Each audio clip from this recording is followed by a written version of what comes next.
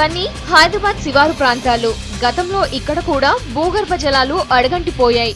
ఎండాకాలం వస్తే జనానికి కష్టాలే. కానీ ఈ ఏడాది మాత్రం కాస్త బెటర్. గతేడాదితో పోలిస్తే భూగర్భ జలాలు కాస్త పెరిగాయి.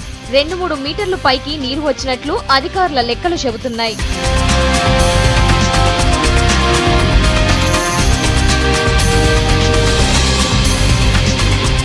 ఏడాది కురిసిన వర్షాలతో భూగర్భ జలాలు కాస్త పెరిగాయి. శివారు ప్రాంతాల్లో నీరు ఇంకే అవకాశం ఉండడంతో ఈ రిజల్ట్ కనిపించింది. వచ్చే ఎండాకాలం నీటి కష్టాలు కాస్త తక్కువగా ఉండొచ్చంటున్నారు.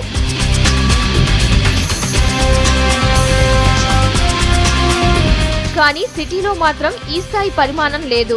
ఇక్కడ కూడా అదే స్థాయిలో వర్షం పడినప్పటికీ రిజల్ట్ సరిగా లేదు. ఇక్కడ ఉండే రోడ్లు, బిల్డింగ్లే దీనికి కారణం అంటున్నారు నిపుణులు. రోడ్ల పక్కన ఎక్కడా ఇంకుడు గుంతలు లేకపోవడం, ఇక ఇళ్లపై కురిసిన నీరు కూడా డ్రైనేజీలోకి వెళ్లిపోవడం తప్ప ఎక్కడా నీళ్లు ఇంకడం లేదు. కురిసిన వర్షంలో 20% మాత్రమే భూమిలోకి ఇంకిపోతున్నాయి. మిగతావి మొత్తం వృధా అయిపోతున్నాయి. దీంతో సిటీలో భూగర్భ జలాల పరిమాణం పెరగలేదంటున్నారు.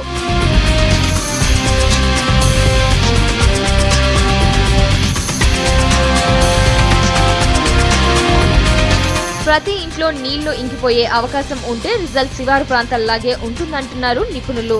రోడ్లపై పొంగిపోయే నీరు కూడా ఇంకిపోయే ఏర్పాట్లు చేయాలంటున్నారు.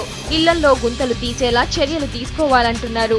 వేలకి వేలు ఇంకుడు గుంతలు తీస్తామంటున్న జలమండలి అవి ఆచరణలో పెట్టడం లేదని చెబుతున్నారు. నీరు ఇంకిపోయే ఏర్పాట్లు చేస్తే 2 ఏళ్లలో గుడ్ రిజల్ట్ వస్తుందని చెబుతున్నారు అధికారులు.